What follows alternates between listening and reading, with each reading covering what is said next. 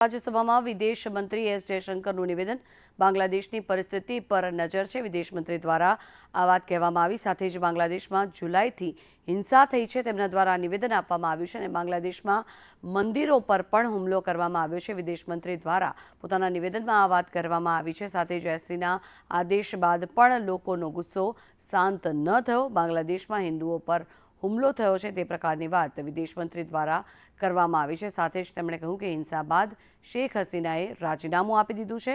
શેખ હસીનાએ ભારત આવવા માટે મંજૂરી માંગી હતી ત્યારે બાંગ્લાદેશમાં પોલીસ ઉપર પણ હુમલો થયો છે। સાથે જ તેમણે પોતાના નિવેદનમાં જણાવ્યું હતું કે અમે ઢાકા પ્રશાસનના સંપર્કમાં જ છીએ।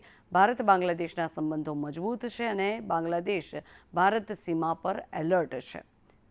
આજે સમગ્ર મામલો સામે આવ્યો છે જેને લઈને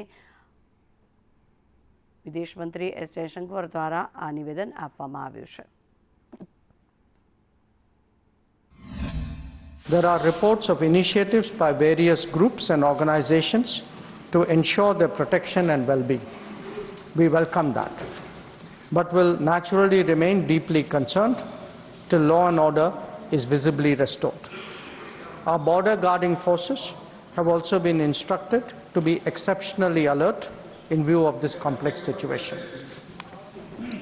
In the last 24 hours with the authorities in Dhaka, this is the situation as of now.